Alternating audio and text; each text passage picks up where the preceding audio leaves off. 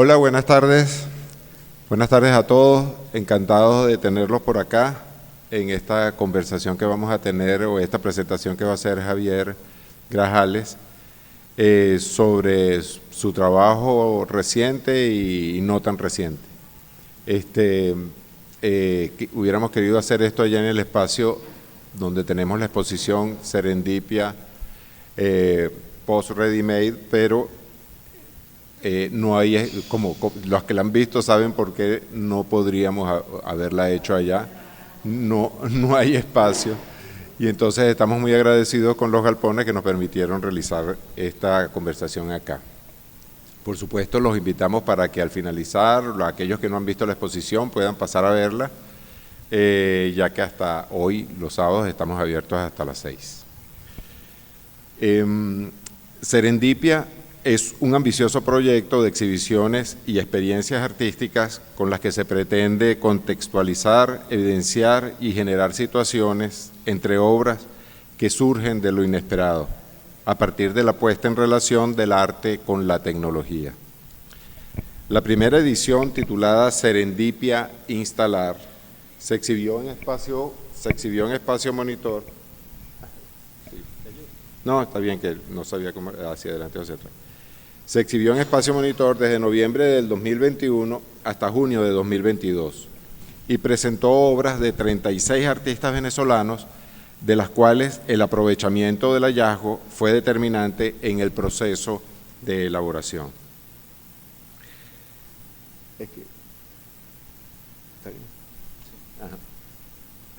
Serendipia Post Ready Made es el título de esta segunda edición y revisita, como un homenaje al curador Miguel García, las exposiciones Ready Made, realizada en 1997 en el Museo Alejandro Otero, y Anti-Ready Made, presentada en 2017 en Espacio Monitor, aquí mismo en Los Galpones.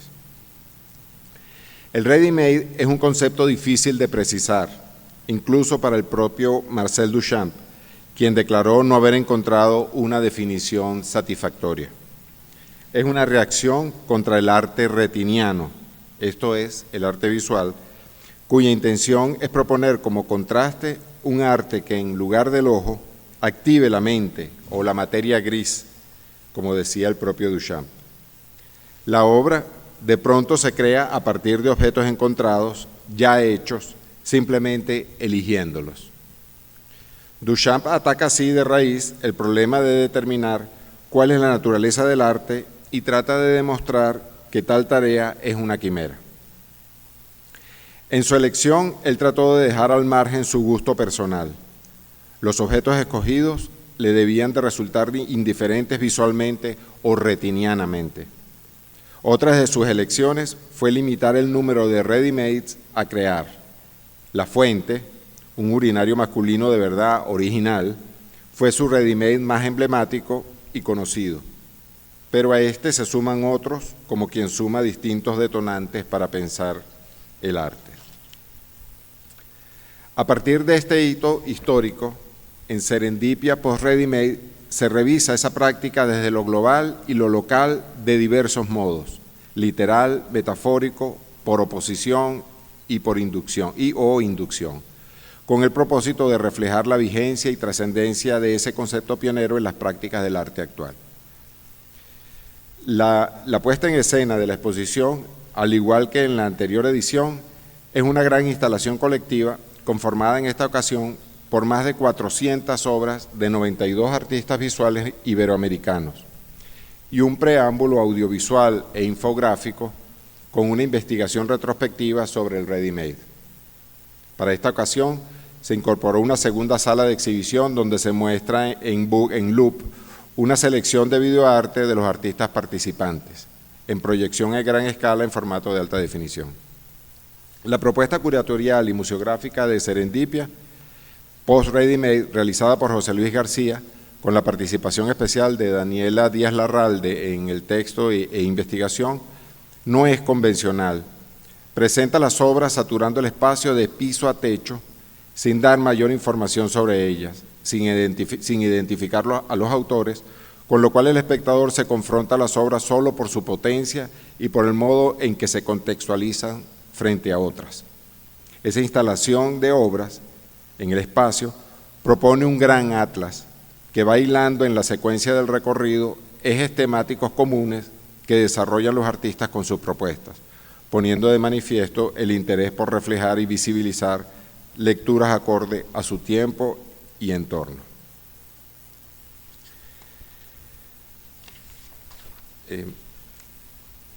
Javier Grajales nació en Caracas en 1991. Es licenciado en Comunicación Social por la Universidad Católica Andrés Bello, con un diplomado en Arte Contemporáneo en la Universidad Metropolitana.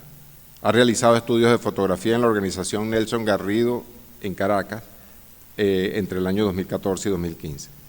Grajales reflexiona sobre el paisaje urbano utilizando diversos medios como la fotografía, el videoarte y las instalaciones. Para expresar su inconformidad con los problemas y antivalores que aquejan la ciudad, trabaja con elementos marginados como el río Guaire, los Amuros, el Ávila, entre otros, abordando desde la metáfora compendios propios a los desperdicios de aguas servidas. En su obra también propone llamar la atención de los ciudadanos sobre estos elementos, tanto para rescatarlos como para acercarlos a su propio valor. Cuenta con exposiciones como su individual Reenfoque, reflexiones sobre el paisaje urbano en el Museo de Arte Contemporáneo de Caracas en el 2017, y ha participado en colectivas como la Tercera Bienal Nacional de Artes Gráficas en el Museo Cruz 10 en Caracas, donde fue ganador de la categoría Artes Gráficas Experimentales, y en la Quinta Bienal de Fotografía Estudiantil Academia de las Artes de la Universidad Novi Sad de Serbia en el año 2016. Bueno, sin más, voy a dejarlos con Javier, quien, como les decía, va a hablarles sobre este interesante desarrollo de su trabajo y unas ideas que desde Espacio Monitor consideramos interesantísimas. Gracias. Gracias, Luis. Bueno, primero quisiera agradecer por la oportunidad de participar en Serendipia, a Luis, José Luis, que estuvo haciendo la curaduría, Daniela, que participó desde los textos de sala, Sebastián, que está siempre ahí ayudándonos con todo, y Elizabeth Semboraín, que también forma parte del proyecto y ha estado muy pendiente, a pesar de no estar involucrada directamente en esta edición de Serendipia. Y bueno, todos los presentes, muchas gracias. Voy a hablar un poquito sobre las obras que están en sala y luego a partir de ahí voy a desarrollar un poco como distintas ideas recurrentes, podría llamarse, y estrategias de abordaje a la problemática que me interesa, que bueno, es la de la contaminación de las aguas ahora. Entonces, bueno, desembocaduras del Guaire. En sala están estas dos obras, Creo en Todos y Guaire Portátil. Creo en Todos consiste en una serigrafía sobre franela sumergida en aguas del río Guaire. Ese fue uno de los primeros acercamientos plásticos que yo tuve con el río. De hecho, sí, primera vez que interactúo con las aguas. La al lado, que es Guaire Portátil, es como una especie de homenaje a Narciso, por así decirlo, que tiene un espejo abajo y en la cual el espectador se puede ver a través de las aguas del río, ¿no? A través de esas mismas aguas, con el mismo dispositivo de cubo, hice unos retratos del Ávila y de la ciudad, en los cuales, bueno, se pone el río en primer plano y se hace una especie de inundación simulada. Es una serie de 20 fotografías que, bueno, tenemos una expuesta en sala y las demás se pueden ver en un catálogo que está disponible también para el público. Entonces, bueno, esa primera etapa de mi trabajo acá en Caracas fue, y con el Guaire, buscaba expresar eso, ¿no? Una inconformidad sociopolítica con la situación país, que al momento de yo migrar en 2017, se transformó en un tema más ecológico, ¿no? En mis intereses, porque al viajar por distintas ciudades, que yo fui bajando por tierra en autobús hacia Buenos Aires, pude darme cuenta que todos los ríos de las ciudades que iba visitando estaban en condiciones ecológicas similares, ¿no? Desde acá vemos esta obra que es Cascada, un videoarte que participó el año pasado en Tiempos de Espera, y en la cual se conjugan ríos de distintas ciudades para mostrar una cascada que los une, ¿no? Buscando hacer evidente una conexión que no es obvia a primera vista. Puede ser por una cuestión de perspectiva, ¿no? Me parece que eso es bien importante. Entonces acá están por lo menos el Guaire, el Medellín, Rímac, el Bogotá, el Huancaro de Cusco, el Choqueyapu de La Paz, La Plata, Guayas de Guayaquil y el Machangara de Quito. Hasta ahora he podido trabajar porque cuando me devolví también para Caracas, hice otro recorrido esta vez por el lado derecho y pasé un poco pude registrar el Paraná, el Iguazú, algunos de Sao Paulo, ¿no? Y bueno, con ese mismo concepto se trabajó el mandala. Entonces esto me llevó como a una noción de una problemática muy grande, ¿no? Una problemática ecológica que va más allá de una ciudad y va más allá de un continente realmente, y que yo relaciono con el concepto de antropoceno, que se maneja bastante últimamente, y que bueno, consiste en que la influencia del humano sobre el medio ambiente tiene una escala tal y una magnitud que es similar a la de otras etapas geológicas que han generado grandes cambios en la Tierra y en la biosfera específicamente. Entonces, más allá de etapa, me interesa el tema de fuerza geológica, ¿no? Del humano como fuerza geológica. Y bueno, un poco la presentación y la investigación que quiero compartir ahora, vamos a seguir por una pregunta que yo me hago, que es ¿cómo es el arte de una fuerza geológica? El primer ejemplo que traigo es de Giuseppe Pennone. Esta obra se llama Ser Río, y en esta obra el artista extrae una piedra de un río y lo que hace es que talla otra piedra emulando la forma de que él hizo la erosión natural del río en la piedra. Entonces el artista se posiciona en un como si fuese río, como si le diese la forma que yo le doy al río, ¿no? Que el río le dio a la piedra, el mismo artista la emula. Acá entra otro tema más, que es el tema de la escala y el tema de lo vegetal en la obra, ¿no? Joseph Beuys con 7000 robles documenta Kassel, bueno, donde siembran 7000 árboles en el marco de una bienal, les documenta, no estoy seguro, cuatrienal. Bueno, en el marco de una documenta, la obra del artista, en colaboración con muchas personas, es sembrar 7000 árboles y poner una piedra al lado de cada uno. Esa obra, bueno, sigue estando hoy en la ciudad de Kassel, sigue afectando el ecosistema, y muestra como una visión de ir más allá de un objeto definido y un momento definido, ¿no? Se mezcla con el ecosistema. En un sentido similar está la obra de Agnes Denes, que para mí es una referente súper importante para el tema de ecología y arte. Ella hace esto que es, bueno, una montaña de árboles, Tree Mountain es su obra, con patrones matemáticos, siembra una montaña de árboles en lo que antes era una mina, si no me equivoco, es un terreno abandonado de una mina, puedo estar equivocado. Entonces ella va un paso más allá de lo que va Joseph, en el sentido de que cada uno de esos árboles, Agnes le asigna una familia protectora. Entonces, esta familia de la localidad tiene la responsabilidad de cuidar ese árbol de forma hereditaria.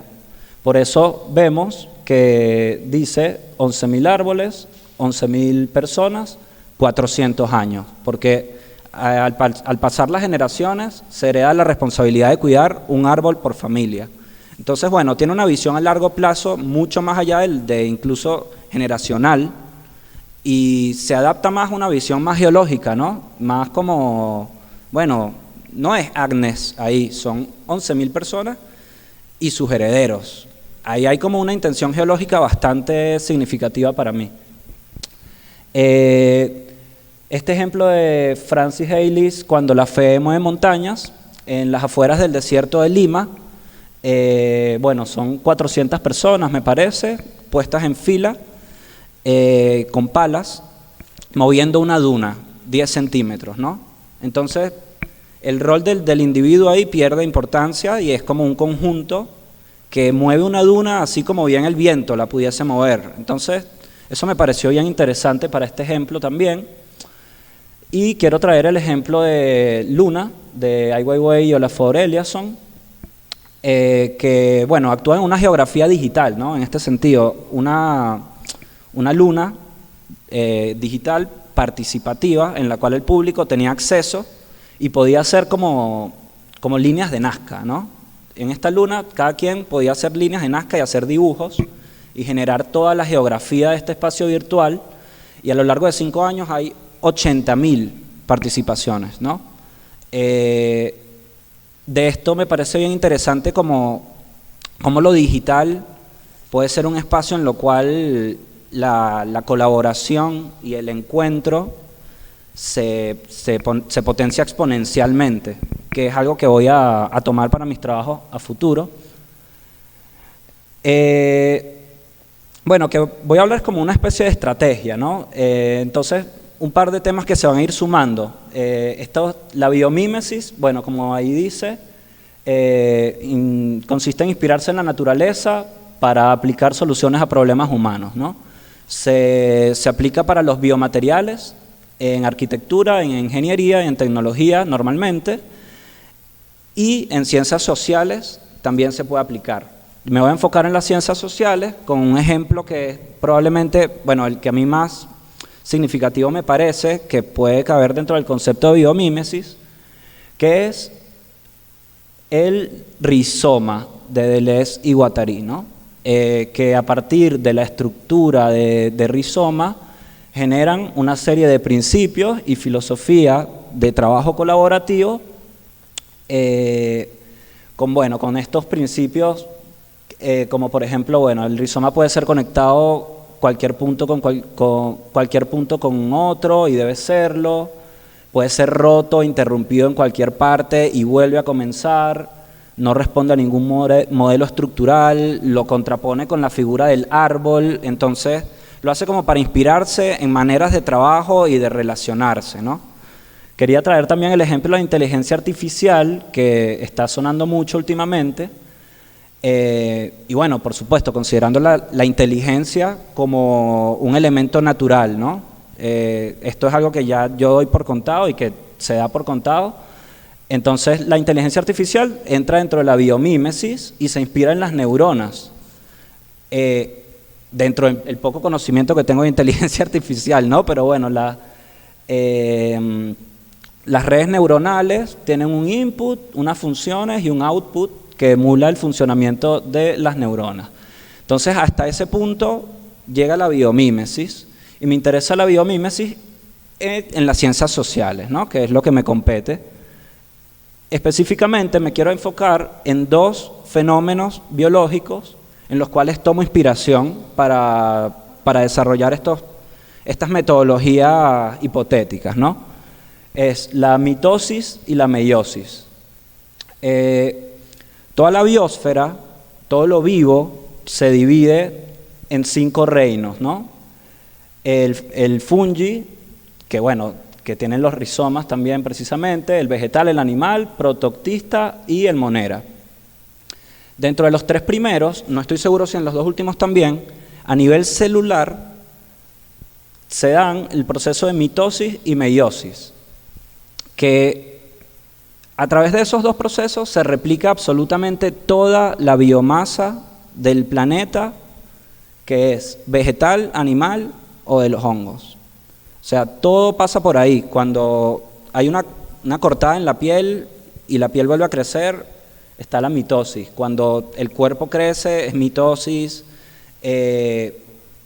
Todo crecimiento biológico cae en eso. Que bueno, la mitosis consiste en la separación de una célula en dos hijas que tienen la misma carga genética. La meiosis, que es el proceso complementario, es el proceso que se da en las células reproductivas. Entonces, la célula también se divide, pero esta vez en 4 que tienen la mitad de la carga genética para luego poder combinarse con las células con las cuales se van a juntar para generar una nueva forma de vida. Entonces hay 2 cosas aquí que son 2 principios que a mí me llaman la atención y en los cuales me inspiro a partir de la mitosis y la meiosis, que es la replicación y la sinergia. Entonces, un poco inspirándonos en este proceso celular a partir del cual se desarrolla toda la biosfera, yo pienso, bueno, algo tendrán estos procesos, ¿no? Parecen eficientes. Entonces, bueno, está la replicación y la sinergia, que aplicado a estrategias de abordaje de problemáticas complejas, es lo que me interesa como explorar, ¿no? Bueno, Project Specific. Entonces, Project Specific, que bueno, era el subtítulo de esta charla, hace un poco referencia a Site Specific, en el cual, bueno, las obras cobran sentido y tienen sentido en la medida que están desarrolladas para y desplegadas en un lugar específico, ¿no? Entonces el Project Specific yo lo imagino como una obra desarrollada para y desplegada en el marco de un proyecto específico. Entonces es una obra cuyo valor va más allá de sí misma, en cierto modo. O sea, no es únicamente el valor conceptual, sino la relación que genera. Como un poco me remite muchísimo a la poética relacional de Nicolas Bourriaud, que bueno, el valor de la obra es las relaciones que es capaz de generar, ¿no? Y en esto hay una relación con los NFT, ¿no? Que también han sonado bastante últimamente. El NFT, imagínense que esto es un NFT, la imagen puede ser completamente insignificante, completamente, bueno, sin ninguna densidad significante, pero tiene un valor que puede ser relacionado con la especulación y con un cierto mercado, pero que con proyectos más serios es un valor fundamentado en una hoja de ruta, es decir, en un proyecto. Yo saco esta serie de NFTs porque voy a hacer esto con lo que se venda. Primer paso, segundo paso, tercer paso. Entonces, a mí me parece que en el arte que puede haber como una especie de permeabilidad entre esta postura del NFT y la postura del arte, en el cual el valor de la obra está justificado por, bueno, la trayectoria de la persona que la realiza y, bueno, toda una serie de elementos legitimadores y un concepto que es algo que le falta a los NFT y que esta parte de la hoja de las rutas de los NFT es algo que puede ser traído para las artes también, como un elemento más de generación de valor, ¿no?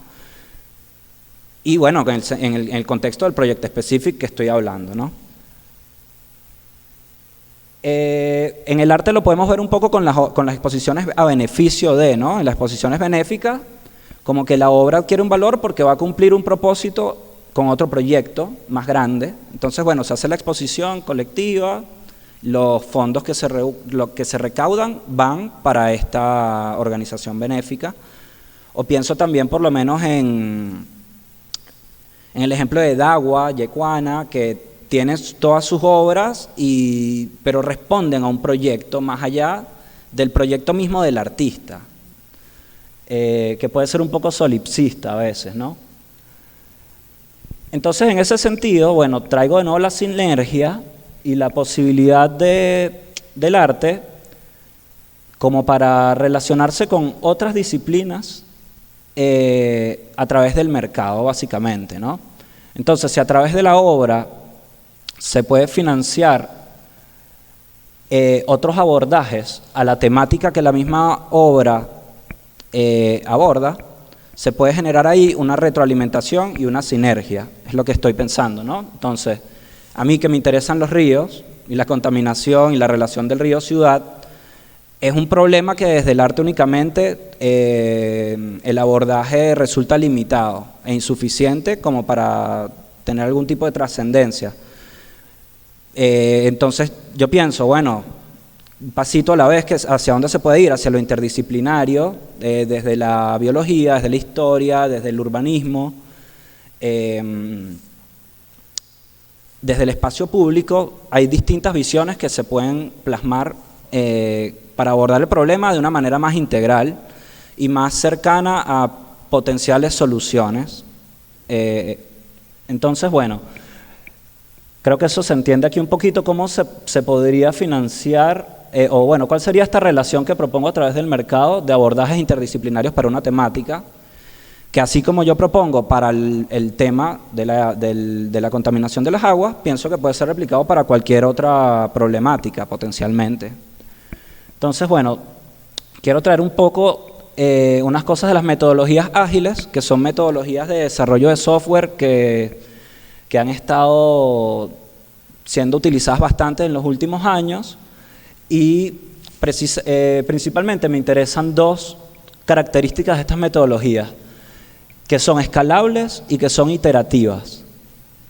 Entonces, no tienes que tener listo el producto para sacarlo, sino que vas sacando por partes y a través de ciclos lo vas desarrollando a mayor profundidad o con mayor amplitud, y abarcando más espacios. Eso permite una escalabilidad con potencial de alcance X según la sustentabilidad que uno pueda ejercer en el proyecto mismo, ¿no? Entonces, si aplicamos estas dos ideas de escalable e iterativo para el modelo que estoy presentando de abordajes interdisciplinarios a partir del arte, con el ejemplo del agua, podemos ver que se puede abordar desde distintas ciudades de manera progresiva, generando nuevamente, aquí entra la replicación, ¿no? La mitosis, generando nuevamente mayor sinergia entre los distintos casos de estudio y retroalimentación. Todo esto como buscando nuevamente esto de la escala geológica, ¿no? Como poder salir de la práctica personal y poder generar ahí como un movimiento, una interacción potencial. No hay nada realmente definido, sino que se habilita, se amplía el campo de lo posible, el de las posibles relaciones, retroalimentaciones, que a mí me parece un esfuerzo que, bueno, es el esfuerzo que me interesa como sostener en este momento. Y estas series no tienen por qué ser las mismas, pueden ser distintas series, se pueden generar distintos tipos de relaciones entre los distintos casos de estudio a abordar. Y me interesan, bueno, los sistemas de información geográfica o mapas, como para traer nuevamente el ejemplo de la Luna, de Ai Weiwei y Olafurelia, son como el espacio digital donde potencialmente pueden converger múltiples visiones. Porque el mapa tiene la cualidad de tener las distintas capas en donde se pueden ir viendo las diferentes disciplinas y las distintas ubicaciones en las cuales la problemática se da. En ese sentido, surge algo que a mí me parece interesante, que es, si se va a estar trabajando lo interdisciplinario a partir del arte, se exalta el valor de la gestión cultural de la galería también y del artista. Y yo creo que por ahí puede haber algo que genere mucho valor, un valor agregado a nuestras distintas prácticas, ¿no? También en esto que estoy proponiendo se trasciende el generar conciencia como el objetivo del arte y se reivindica el valor del mercado, que a veces puede ser un poco tabú, para valerse del mismo para impulsar un proyecto más grande, ¿no?, que la obra misma. Si estamos hablando de algo internacional, los mercados más fuertes pueden ayudar a financiar iniciativas en países con mercado más débil.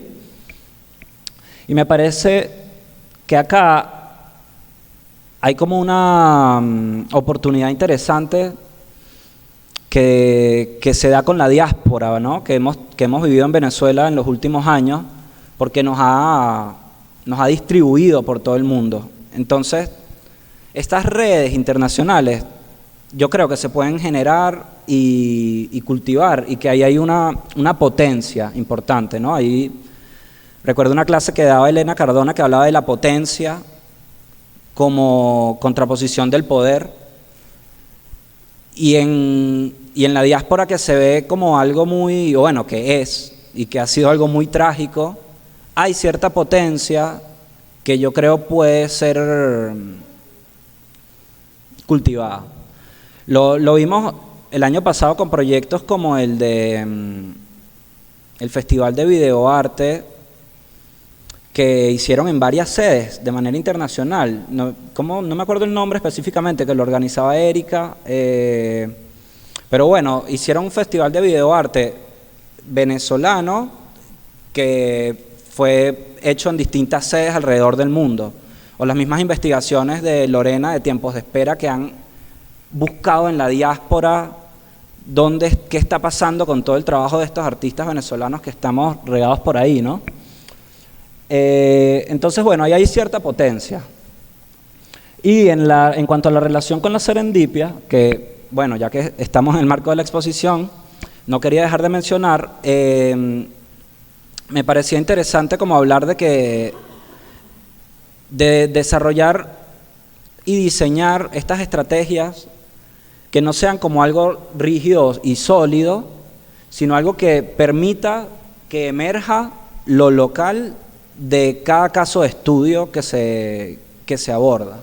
Entonces no se impone algo desde arriba, sino que se dan las posibilidades de que emerja algo y que se relacione con los otros fenómenos que emergen en sus respectivas ciudades. Hay un par de referentes que quería comentar, que han trabajado, sobre todo estos son referentes que han trabajado con los mapas y las aguas, Entre Ríos, que trabaja a nivel latinoamericano y desde Inglaterra también. La iniciativa de rioguaire.org, que muchos conocerán, que me interesa por lo interdisciplinario, el abordaje interdisciplinario que hicieron a los ríos. Bueno, Water Weavers de José Roca, que también hizo un mapa con distintas expresiones artísticas. Y estos dos son mapas que han hecho un relevamiento de distintos fenómenos relacionados con las aguas, como son proyectos de urbanismo en Buenos Aires y ONG relacionadas en Estados Unidos. Bueno, eso es básicamente lo que quería decir. No sé si se entendió, espero que sí. No sé si quieren hacer algún comentario, pregunta. Yo dejo por acá también los Instagrams de la galería, de la exposición y de los galpones, que bueno, muy amablemente nos ha facilitado estos espacios también y nos ha apoyado con la producción. Por ahí está Rodrigo, muchas gracias. Bueno, ahí en la sala, que las invito a ir, está la pecera, se pueden tomar selfies ahí. Esta es una selfie que yo me tomé antes de arrancar la expo. Y bueno, está bueno. No sé, muchas gracias por su atención. Espero que sea interesante de alguna manera para ustedes, parcialmente. Y bueno, muchas gracias.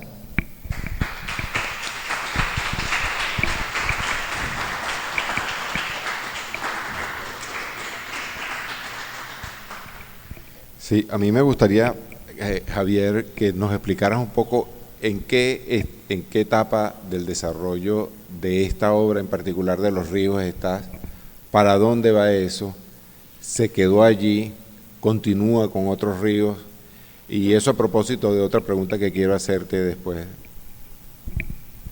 Chévere, muchas gracias. Bueno, estas dos series, que bueno, son de videoarte, yo las pensé como esto que llamo Project Specific, ¿no? Pensando un poco en los NFT, en ver si puedo armar un proyecto que potencie lo interdisciplinario, que potencie las visiones desde distintas ciudades también. Y ahorita está mutando porque me he dado cuenta que el videoarte es poco comercial. Y si la idea es que aporte valor comercial, estoy, bueno, evaluando generar obras de otros formatos, estoy buscando generar alianzas con distintas instituciones, con distintos artistas, con distintas personas de distintas disciplinas, que permitan como poder materializar esto,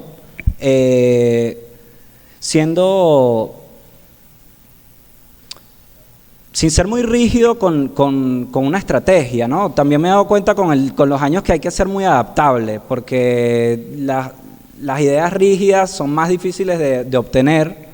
Entonces estoy como en escucha, en relación, viendo qué paso puedo ir dando, intentar darle un pasito a la vez, como he venido hasta ahora. Y en eso, no sé si respondo a tu pregunta. Sí, bueno, mi inquietud era sobre todo porque tú hablas allí de generar conciencia. ¿Qué has logrado en ese sentido? ¿Qué ha pasado con eso? ¿Cómo se ha visto ese trabajo? ¿Cómo lo has presentado solamente aquí en Caracas? ¿Qué ha pasado, por ejemplo, con los ríos de las otras ciudades? ¿Hay conciencia de lo que está pasando o una conciencia similar, diferente, de los efectos de la contaminación de estos ríos en cada ciudad, digo, en cada cultura, en cada sociedad?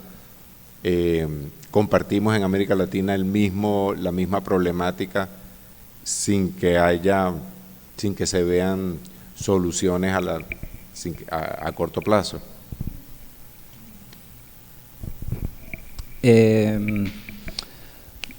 Yo creo que la problemática está en boga, o sea, lamentablemente estamos en plena crisis, ¿no? Y si yo creo que por ahora estoy arrancando, pues. Creo que yo mismo, el mayor cambio lo he visto en mí por ahora, como en desarrollar mis perspectivas, mi pensamiento de alguna manera. Y no, por ahora no lo he expuesto en ninguna otra ciudad. Espero que pronto pueda abrirse un poco más el proyecto.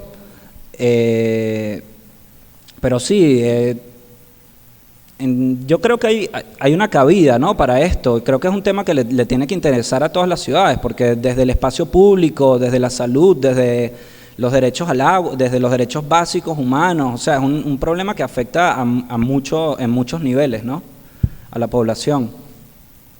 Y yo espero, bueno, encontrar estrategias que me permitan ampliar las relaciones y el alcance de generar conciencia y acción desde distintas perspectivas. Ese sería mi objetivo.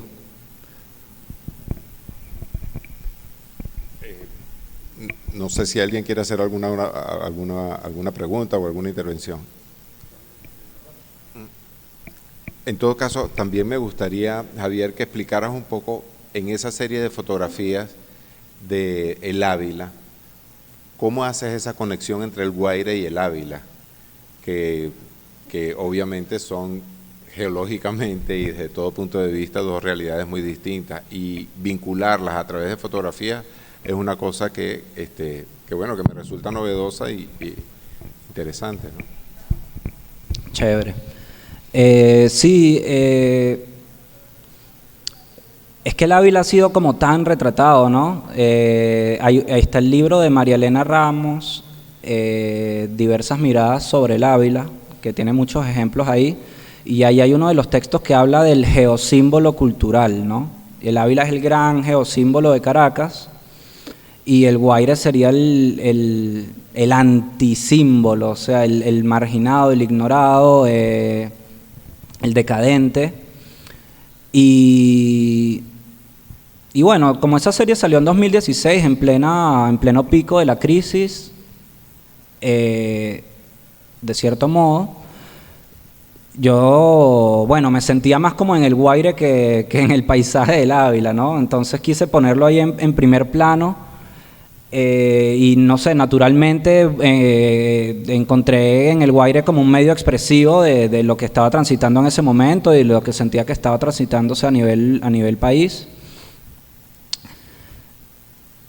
Y lo quise poner en contraste con ese paisaje idílico, pues, y con toda esa historia que hay también de trabajar el Ávila desde las artes plásticas. De hecho, en el texto de sala que hizo Luis Velázquez para la exposición Reenfoque en el Museo de Arte Contemporáneo en 2017, él decía que era como un poco emular a los pintores del Círculo de Bellas Artes, que salían con caballeta y pincel, pero esta vez como saliendo con el cubo y el guaire, ¿no? Que me parece como una manera más honesta de retratar la ciudad.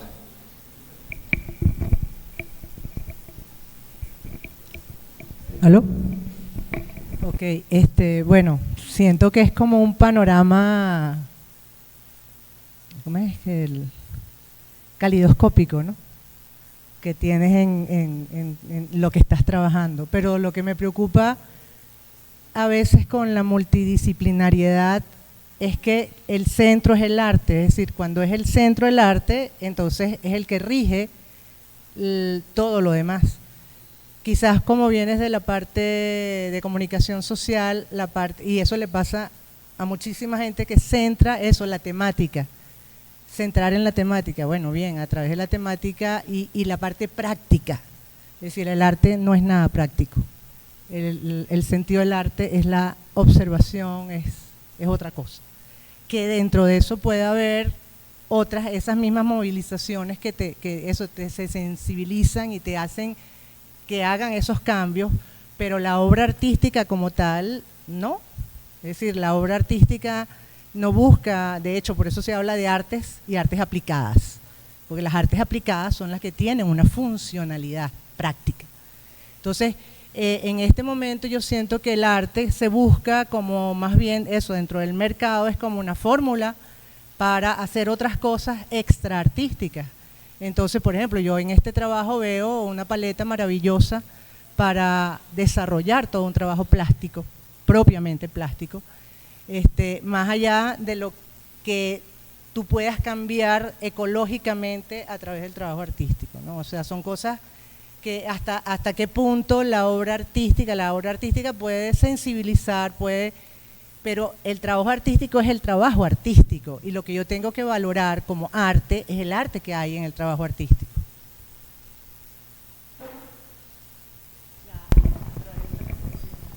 No, chévere. Sí, está buenísima. Y es que tiene esa condición dual el arte, ¿no? Porque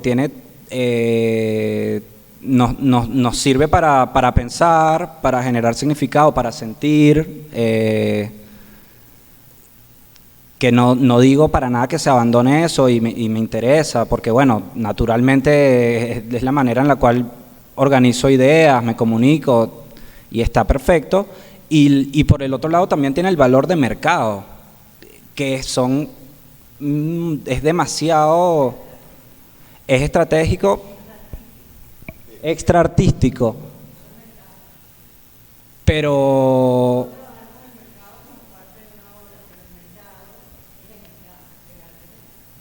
están íntimamente ligados.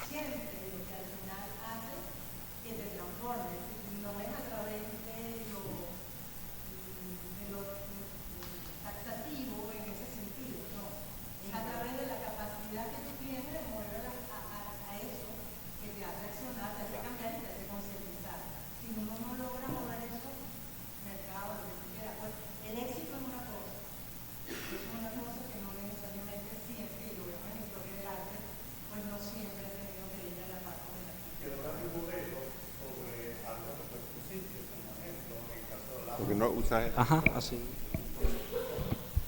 Que es el ejemplo, por ejemplo, en el caso de Lafur, que tiene la obra esta que hizo las lámparas portátiles, que allí atacaba el tema del mercado y también eran fondos que iban dirigidos a África.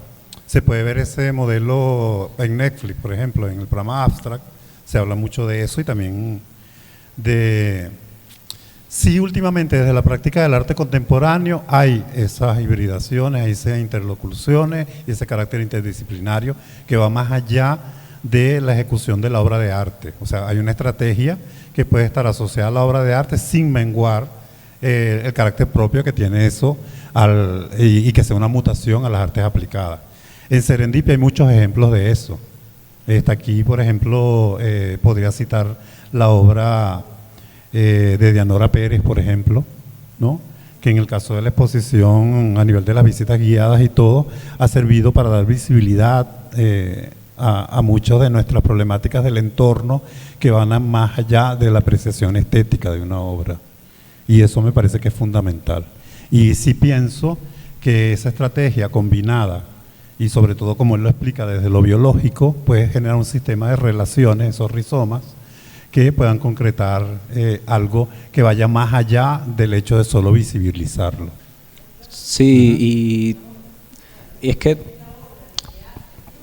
pero es que desde mí, como la intención, yo creo que como para intentar explicar de dónde sale, es como, hay obras geniales que pueden despertar cualquier cantidad de emociones, y yo siempre pienso por lo menos, pero terminan siendo, ¿cómo decirlo? O sea, por lo menos está el Guernica, ¿no? Que retrata el horror de la guerra, o cuántas obras no retratan los horrores de la guerra, y cuántas guerras han evitado, ¿no? Yo siento a veces como impotencia en la práctica artística un poco. Entonces, esto es como una intención de alejarme de esa impotencia de alguna manera, buscar generar relaciones, un poco lo que yo siento. Pero por ejemplo, en la obra que citas de Boyce, o sea, son obras de años, ¿verdad? Y efectivamente son obras que han cambiado todo. Por ejemplo, en esa población las personas cuidan esos árboles, forman parte, ellos cuentan, es más, hay una valla gigantesca que dice la obra de Boyce y es parte inclusive de las cosas turísticas a las que uno puede ir a ver a esa ciudad.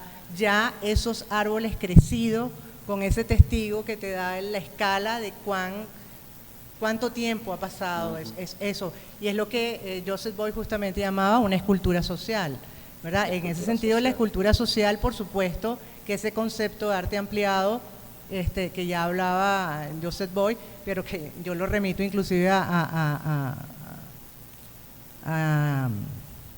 Dios mío, Simón Rodríguez, que fue el primero que lo utilizó, ¿verdad? Porque es eso, él decía que solamente se puede cambiar la sociedad con arte social.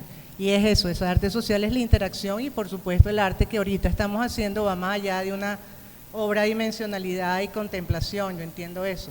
Pero lo que me preocupa es cuando se convierte como el arte, como en una cuestión totalmente utilitaria, intermediaria para otras razones extra artísticas propiamente, porque entonces en ese momento también se desaparece el arte. O sea, se convierte en ecología, se convierte en tecnología, se convierte en cualquier otra cosa, y ese es justamente lo difícil de las obras multidisciplinarias, que la esencia artística sea lo que conmueve a través de todas las demás disciplinas que están envueltas en ella. O sea, es un poco eso a lo que voy. Buenísimo, buenísimo. Muchas gracias.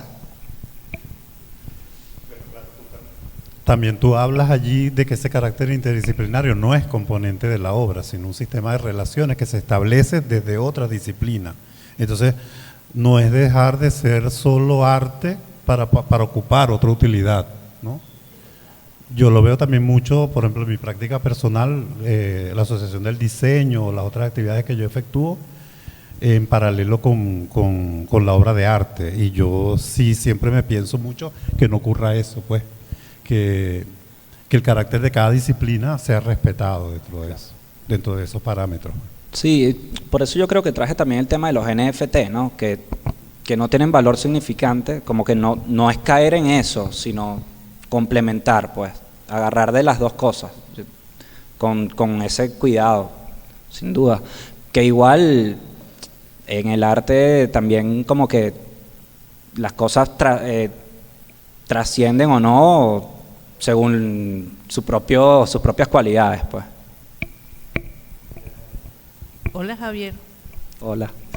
qué grato escucharte, porque hay algo que rescato de todo esto que trabajas, no sé si se escucha, ¿me lo pega más? Okay. Es grato escucharte por esta relación de disciplinas que haces, especialmente con la botánica, la biología. Y hay algo que celebro y aplaudo, y no sé si tiene que ver con tu carrera de formación inicial, pero es la metodología implícita en el proceso creativo, que va más allá de la obra.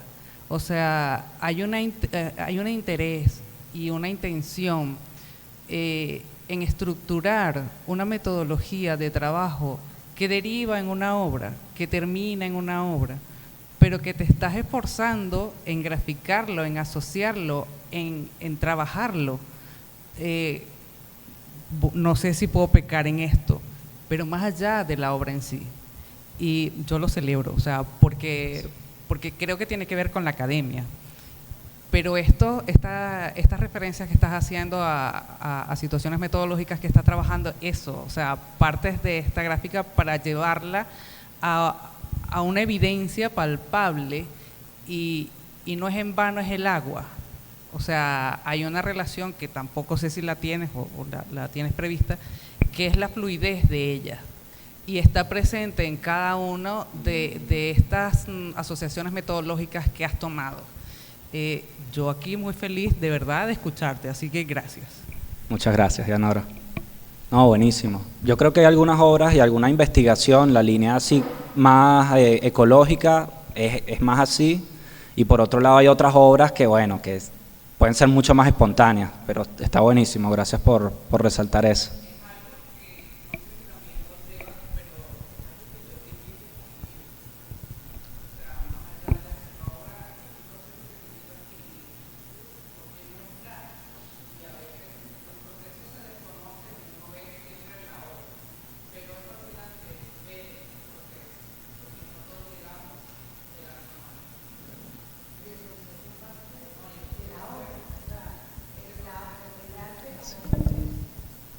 Claro. Es interesante Bueno, que quiero acotar, antes que se me escape, el tema del agua, porque por ejemplo en la investigación de Serendipia y en el caso en esta exposición, es un tema que está con cierta recurrencia, ¿no? en algunas de las obras presentes. De hecho, allí está una obra colaborativa del proyecto sobre las aguas también y la fluidez de Yoko Ono, que es un proyecto que ella trae desde los años 70, y cuando hizo la individual en el Museo Malva en Buenos Aires, invitó a participar a 12 artistas iberoamericanos, dentro de ellos Alexander Apóstol, ¿no? Y eran obras que desde el agua, de modo o literal o metafórico, inducido, de cualquier aproximación, los artistas hablaban sobre ese tema. Y Apóstol lo conecta con esta obra que se llama Hasta los huevos, con los autoritarismos presentes en Latinoamérica, de cómo disolverlos, ¿no? Y esa instalación del asta de la bandera cromada sola con un grifo. Y bueno, en el caso de Grajales toca el tema del agua, pero en la exposición hay temas como el arco minero, o lo que toca Dianora, por ejemplo, en ese caso, que también tienen asomo hacia una metodología que no solo es desde la práctica del arte en producir obra, sino que también conllevan a prácticas de activismo y de un carácter interdisciplinario más allá de lo que compete a la galería o al espacio expositivo. ¿Alguien más?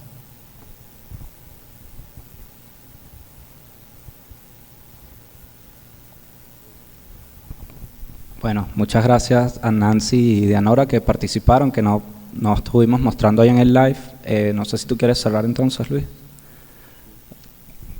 Simplemente invitarlos de nuevo a visitar la exposición y no sé, reencontrarnos allá con estas temáticas, con estos intereses, con estas problemáticas, mejor dicho, tan actuales, tan contundentes, tan duras a veces, pero que sí, a mi manera de ver, forman parte de la realidad nuestra de todos los días y no solamente del mundo del arte concebido como una expresión sensible simplemente. O sea, con eso vivimos, con eso convivimos, contra eso luchamos, por ese tipo de cosas peleamos, y yo creo que la labor de los centros de exposición y de es mostrar esas realidades, llamar la atención sobre ellas, y si es desde un punto de vista artístico, pues mucho mejor. Gracias a todos de nuevo y hasta luego.